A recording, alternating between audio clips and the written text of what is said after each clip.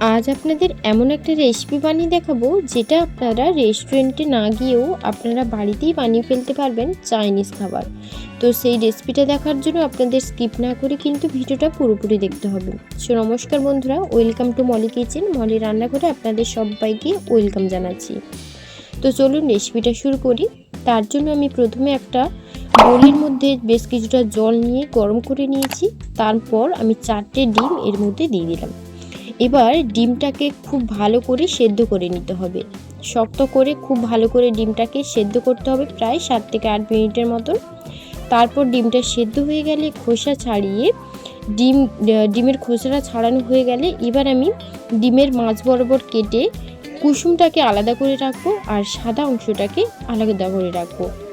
তো এবার দেখুন আমি কেটে নিয়ে আমি কুসুমটাকে আলাদা করে রেখেছি আর সাদা অংশটা সেটাকেও কিন্তু আমি আলাদা করে রেখেছি। এইভাবে কিন্তু সমস্ত ডিমগুলো ছাড়িয়ে কুসুম আর সাদা অংশটা আলাদা করে নিতে হবে। বন্ধুরা, আপনারা বিশ্বাস করবেন কিনা জানি না, এই চাইনিজ খাবারটা খেতে এতটাই টেস্টি হয়, সেটা বাড়িতে বানালেই বুঝতে পারবেন। তো স্কিপ না করে পুরো ভিডিওটা দেখার পর বাড়িতে অবশ্যই একবার ট্রাই করে দেখবেন। যদি ভালো না লাগে তাহলে কিন্তু অবশ্যই আমাকে কমেন্ট করে জানাবেন। আর আজকের এই শর্টকাট একটা চাইনিজের রেসিপিটা যদি ভালো লেগে থাকে তাহলে লাইক দিয়ে চ্যানেলটিকে সাবস্ক্রাইব করতে কিন্তু একদমই ভুলবেন না। সমস্ত কুসুম আর সাদা অংশটা আলাদা করে নিয়ে হয়ে গেছে। এরপর ডিমের সাদা অংশটা প্রথমে লম্বা লম্বা শেপ করে কেটে তারপর গোল গোল শেপ করে কেটে নেব। খুব বেশি বড় কিংবা খুব বেশি ছোট করার প্রয়োজন নেই, মিডিয়াম সাইজের করে গোল গোল টুকরো করে কেটে নেব, ঠিক এই সাইজের করে। এইভাবে আমি সমস্ত ডিমগুলো কেটে নিচ্ছি। বন্ধুরা, এটা খেতে এতটাই টেস্টি হয় সেটা আপনারা বাড়িতে না বানালে বুঝতেই পারবেন না। এটা শুধু চাইনিজ কেন, শুধু পকোড়া হিসেবেও কিন্তু খাওয়া যায়, খুব সুন্দর লাগে খেতে। সমস্ত ডিম কাটা হয়ে গেছে। এবারে পেঁয়াজ, কাঁচা লঙ্কা, ধনেপাতা, আদা রসুন কিমা সব কিছু নিয়েছি, দিয়ে দেব। পরিমাণ অনুযায়ী আমি এখানে নিয়েছি, আপনারা আপনাদের পরিমাণ অনুযায়ী এর মধ্যে নিয়ে নেবেন। এরপর হাফ পাতিলেবুর রস আর দিয়ে দিচ্ছি ভাজা জিরের গুঁড়ো। তারপর দিয়ে দিচ্ছি স্বাদ অনুযায়ী লবণ, ঝালের জন্য একটু দিয়ে দিচ্ছি লঙ্কার গুঁড়ো, হলুদের গুঁড়ো আর দিচ্ছি হাফ চামচের মতন আজিনা, হাফ চামচের মতন হোয়াইট পেপার। এই জায়গায় আপনারা গোলমরিচও ব্যবহার করতে পারেন, তবে আজিনা দেওয়ার প্রয়োজন নেই। আজিনা যদি থাকে তবে দিতে পারেন, না হলে দেওয়ার প্রয়োজন নেই। আর কয়েকটা কুসুম আলতো হাতে ভেঙে একটু দিয়ে দিলাম।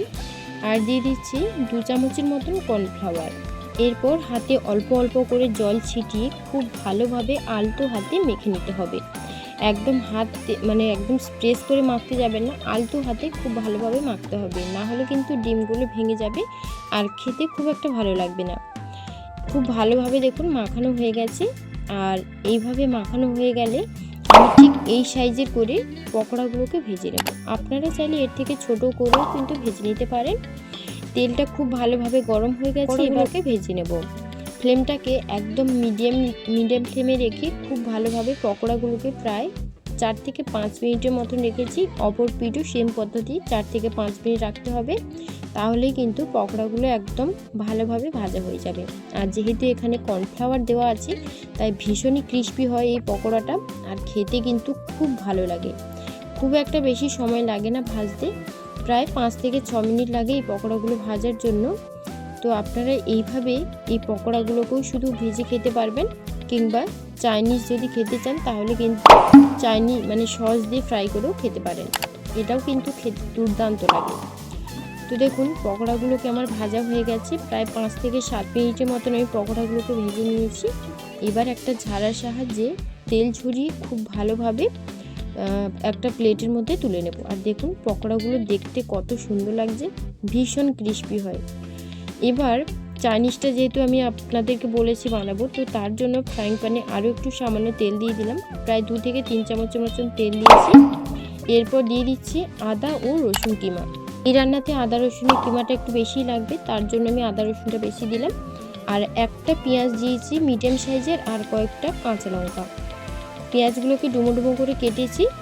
তারপর এবার সব কিছু খুব ভালোভাবে ভেজে নিতে হবে, খুব বেশি ভাজার প্রয়োজন নেই, হালকা 1 থেকে 1.5 মিনিটের মতন একটু ভেজে নিতে হবে। আর একটু যখন কালারটা চেঞ্জ হয়ে আসবে তখন আমি এর মধ্যে কিছু সস অ্যাড করবো। তার জন্য প্রথমেই দিয়ে দিচ্ছি টমেটো সস, আর এর মধ্যে আছে রেড চিলি সস, দুটো একসাথে দিয়ে দিলাম। এবার হাফ চামচ আজিনা, হাফ চামচ হোয়াইট পেপার, তারপর দিয়ে দিচ্ছি 1 চামচ দিচ্ছি সয়া সস। এবার সমস্ত সসটা খুব ভালোভাবে মিশিয়ে নিতে হবে। আমি আপনাদের আগেই বলেছি যদি হোয়াইট পেপার না থাকে সেই জায়গায় আপনারা গোলমরিচ ব্যবহার করতে পারেন, আর যদি আজিনা না থাকে সেক্ষেত্রে আজিনা দেওয়ারও কোনো প্রয়োজন নেই।